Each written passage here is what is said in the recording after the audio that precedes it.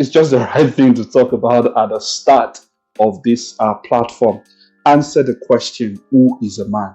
Let's talk a little bit about who a man is, what describes a man, what are the traits that sort of characterize a man.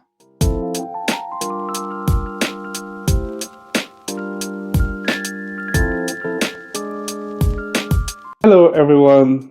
Good day. Welcome to another episode, the second video on this platform, Masterminds with Dr. Tosin.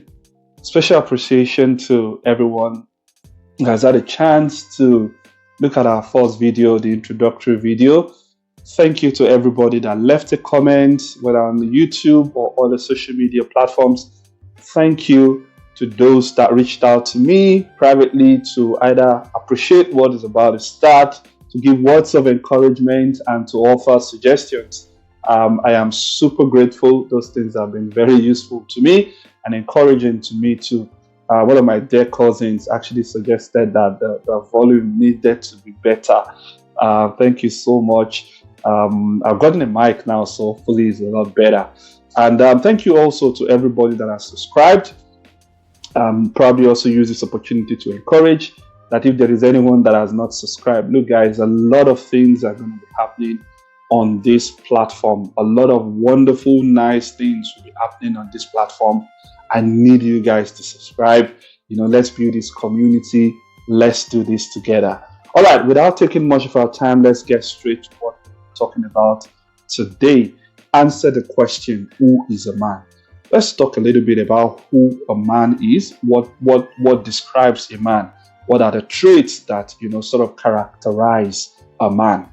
And I think this topic is really no-brainer. I think it's just the right thing to talk about at the start of this platform.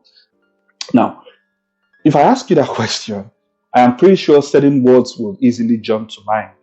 What's like maybe provider, what's like maybe protector, what's like strength, what's like energy, power, defender, leader, mentor. Some would even use words like aggressive. Some would say stoic, different words like that will generally define what a man is, or what we believe to be a man, what the general picture that most people will use to define a man or to describe who a man is. Now, truth be told, these words are a combination of either biological or faith-based or social constructs. When I say biological, I mean, for instance, there are androgens in the body, there are hormones in the body, androgens, of which testosterone is sort of the biggest one. And this testosterone has been known to be higher, the amount of it, the level of testosterone in the body has been known to be higher in adult men compared to women. And the thing about this testosterone is that apart from the many other things that they do, apart from the other things that they do, they are said to play a role in strength. They attend to physical strength, they are said to play a role in energy, in endurance, in power. And that's why most times it's easy to think, or people often believe that men are usually physically stronger than women. And of course, with that strength, comes that definition of how you describe man as strong. With that strength comes also that, belief or the expectation of being able to protect, of being able to go out there and work and provide, and all of those other characteristics. The other part is the faith-based aspect.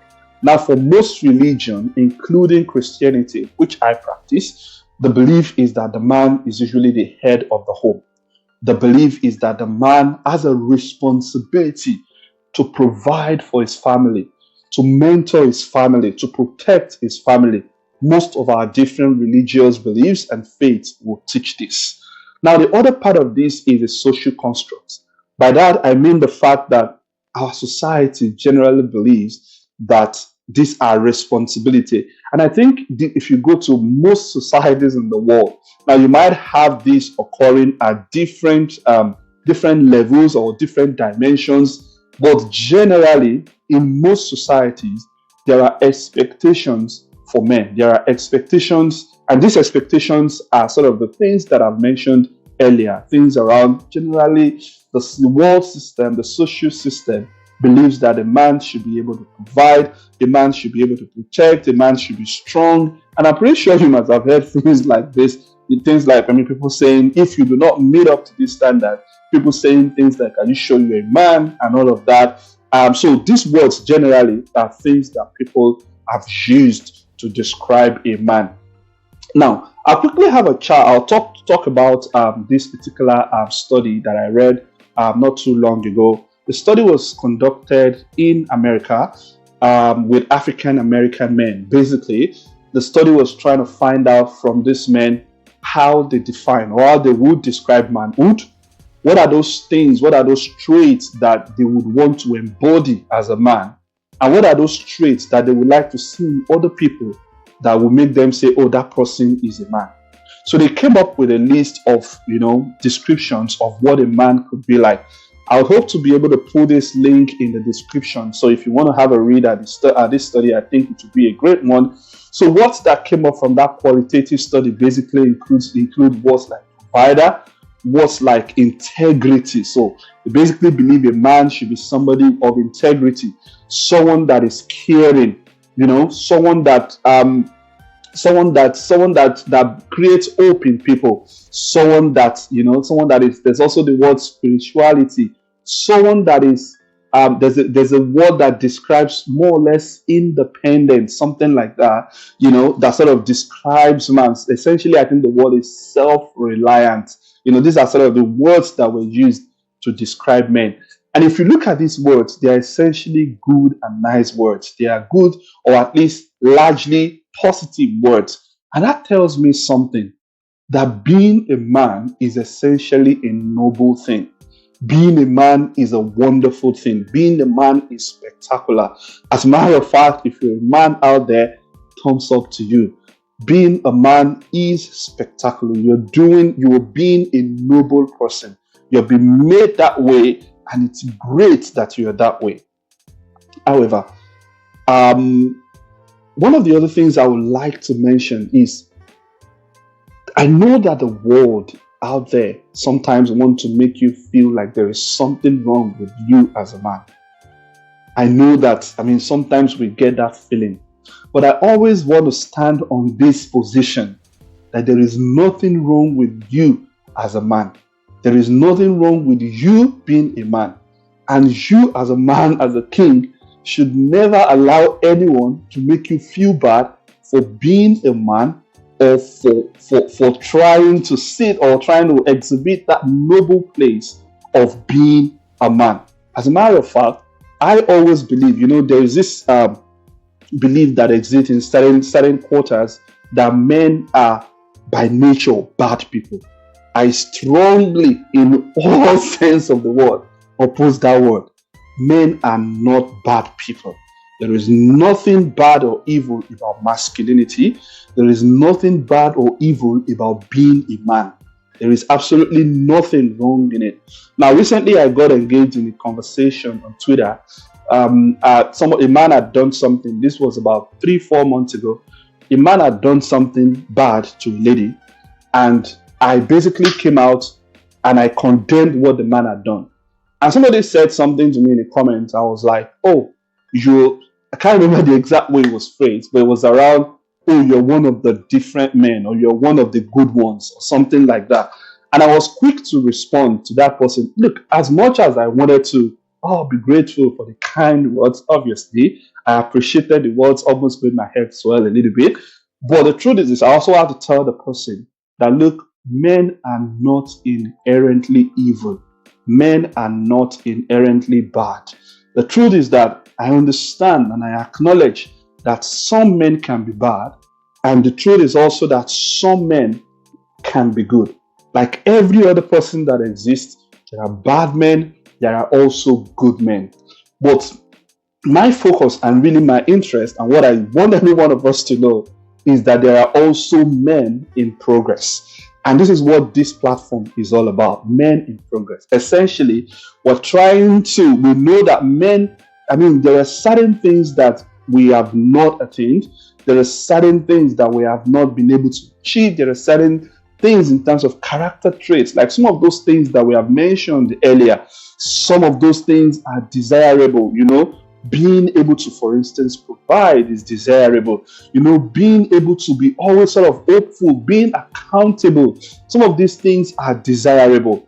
But there are instances where we're not exactly able to meet all of these things.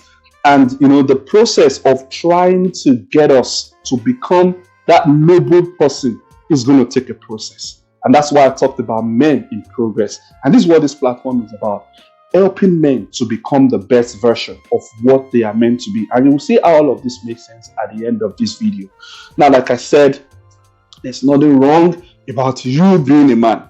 But the caveat to that, and I'm going to spend some time talking about this, is that you can use your masculinity or you can use your position as a man negatively. And that's what people often have problems with. As a matter of fact, I generally think that most people do not have problems with men being who they are. Very few people will have problems with men standing to protect them, with men standing to provide for them. But the problem comes when your idea of masculinity becomes dangerous or harmful to other people or to yourself. Now, I will describe this concept called toxic masculinity in the most basic way. There are different academic perspectives to it and different academic explanations to it, but I will try as much as possible to sort of describe it sort of in the most basic way. And I will be looking at it in two different perspectives. Toxic masculinity to self and toxic masculinity to other people. Now, I'll talk about toxic masculinity to self first. Now, how can you be toxic to yourself? Now, it is possible as a man that in your bid to want to make money, in your bid to want to be able to provide, you neglect, for instance, your health. You don't look after your health and you're thinking, oh, I'm macho. I should be able to take care of this. I got everything under control. At the end of the day, you can fall sick and you can die and you can kill yourself basically because you're trying to prove that you are a man, because you're trying to make enough money to be able to prove that you're a man. That is you being toxic to yourself. Another example is when you choose not to seek help. Now, as part of my study, my PhD thesis, which I will get to talk about sometime, one of the things I found, which of course many people have talked about, is the fact that men hardly seek help regardless. They just believe, look, and of course the society, the system, and I'll talk a little bit about this when I talk about some of my results, some of the results of my thesis. The society does not even expect men to seek help. It's basically around, oh, men cannot fall sick. Men cannot experience things like that. These are not things that should happen to men. In fact, as much as someone believed that, oh, like the topic of my thesis was sexual violence against men. And people basically thought, oh, men should actually enjoy that anyway, So that sort of discouraged men from seeking help. But the truth is, you not seeking help when it's needed. Imagine you going through mental health stress. Imagine you going through stuff at work that is stressing your head out. And then you choose not to seek help just because you want to prove that you're a man. These things can become so bad that they lead you into, stress, anxiety, depression, that can one way or the other, that has one way or the other, led people to committing suicide. And that is dangerous. That is your idea of masculinity being toxic to you. Another example of this is when people choose to engage in vices just to be able to prove that they are men. For instance, people want to say make money, and because they want to make money, people have engaged in crime.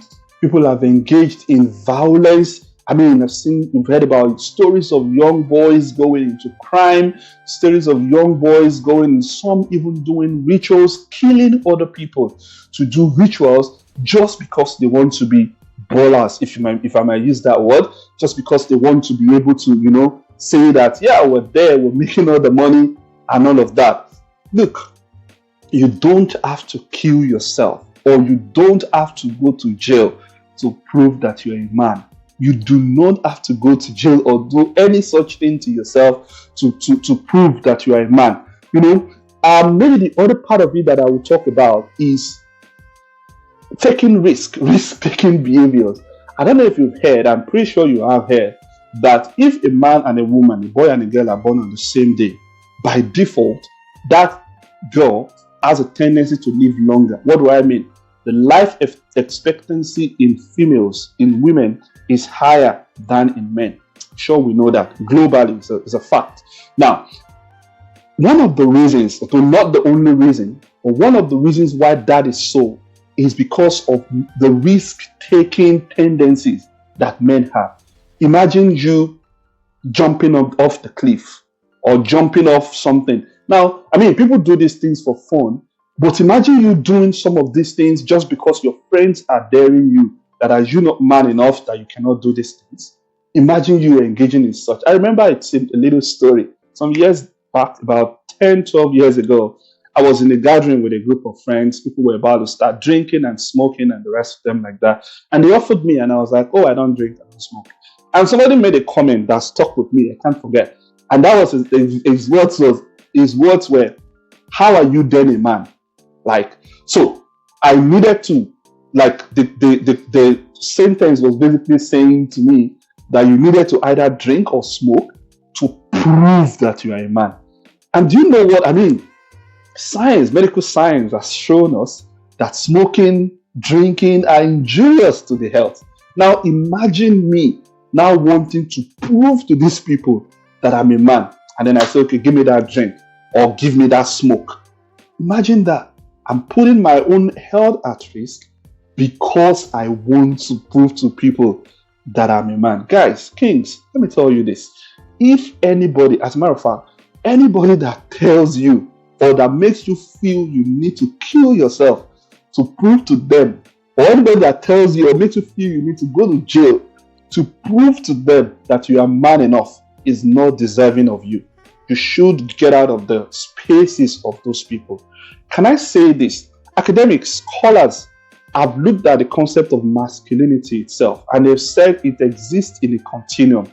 So there is a continuum called the hegemony, which is basically the standard that everybody aims to achieve. That standard is what, the world system, the social system sort of uses to describe a man.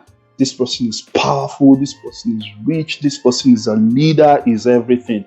But one of the things I found out is that many times people fall short of this hegemony one way or the other. But the idea is this: there is always that desire to prove that you belong to that standard.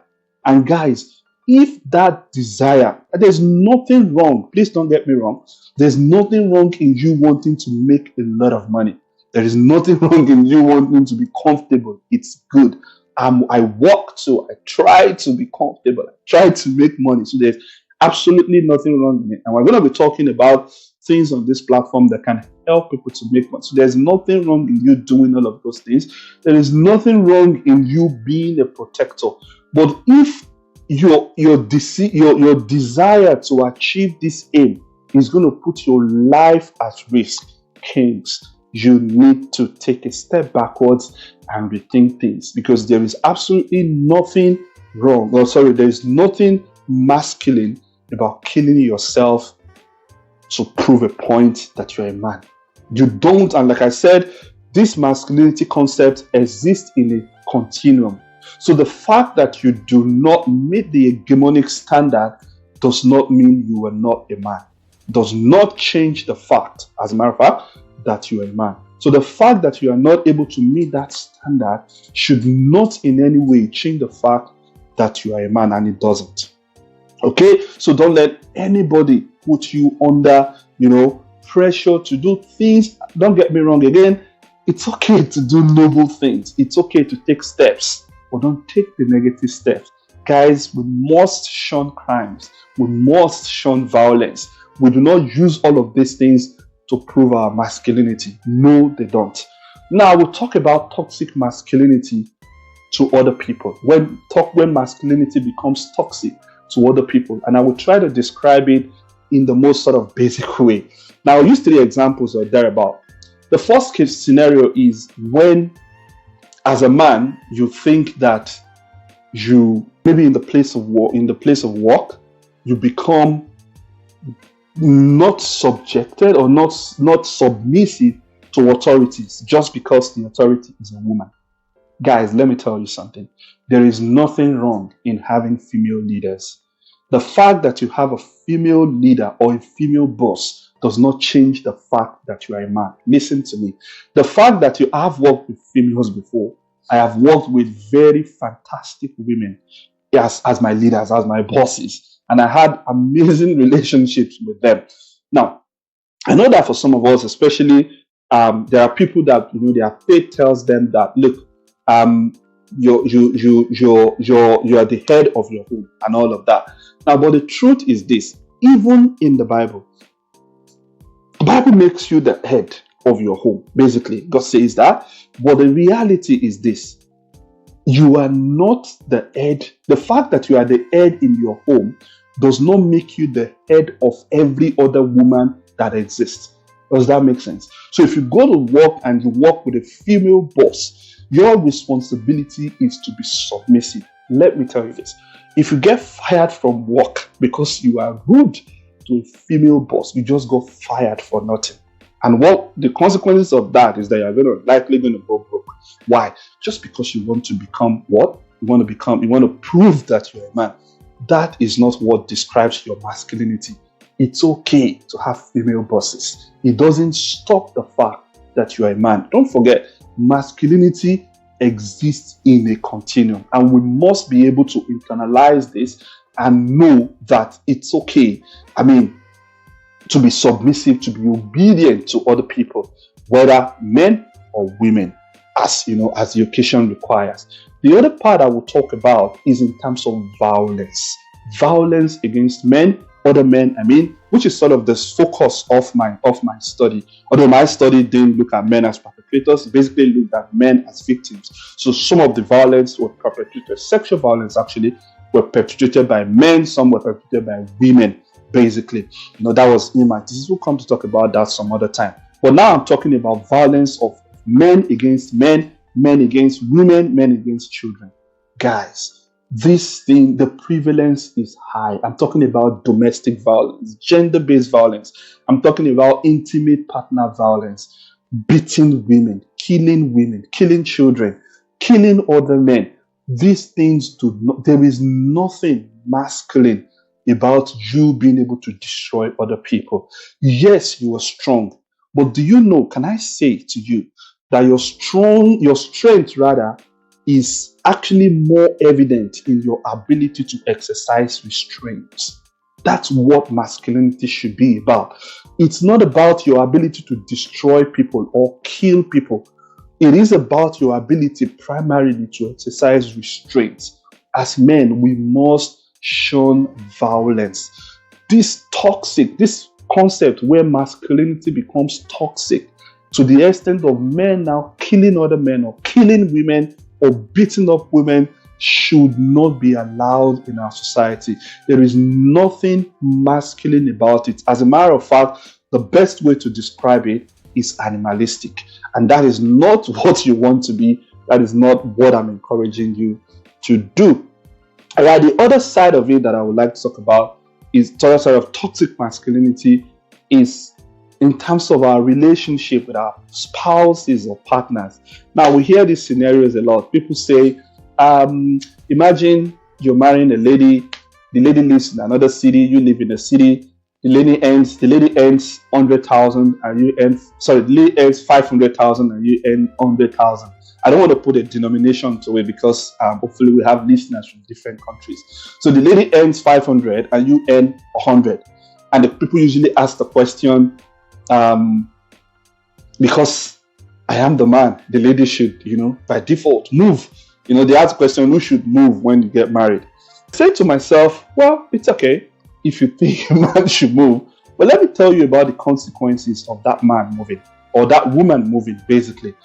Instead of the 500 that she's making, instead of the 100 that you're making, what you do to yourself is that you reduce the earning of the family to just the 100 that you're making. I know, and I've heard this on Twitter before. Somebody said they cannot allow their wives work under another man or another person. They can't allow their wives take instructions from any other person just because that reduces their status, their ego, or their ego as men. I mean, it's interesting. It's definitely interesting that you're willing to reduce the family finances. What that does is that the children are not able to get, the level of education that should get. They're not able to get, the food, the health care that they should get, just because you want to prove that you are a man. Help me make that make sense. It absolutely does not make sense. Now, if your spouse is someone that prefers not to do a lot of work because they want to look after the family, fantastic. But if it is their desire to be able to work and engage in, these activities, please, guys, your role is to support them. Now, I will say this, just going back to that scenario, it's always good to, maybe if I use the word W, or also make more money. Don't put yourself under intense pressure to do all of this. I must have said, as long as you're making something decent, you are fine. Try to improve yourself, but that's for a different, another day, actually. But the idea I'm trying to sell here is this: don't subdue your spouses just because you want to prove that you are a man. Don't subdue their happiness just because you want to prove that you're a man. I know that you are the man in the home. I know that you are the leader in the home. But your leadership should not include subduing them, subduing the things that are particularly important to them. You should be considerate of that. A man, a leader, is considerate. You call yourself a leader. Now, let me paint a scenario. If you're working in a place, assuming you're in a place of work, and you have a leader whose sort of traits, or who has been demonstrating this desire to subdue you, to make sure you don't grow in your career, how will you feel? How will you describe that leader? You most likely say that's a bad leader. Now, if you say that to a leader at work, how come you are being that person in the house? There is nothing interesting about subduing your spouses. You should be the encourager. You should be the one urging them on. You should be the one telling them to achieve what you want, what they want to achieve. That is your role as a leader, a motivator, while you are also achieving yours. Don't forget that. It's important.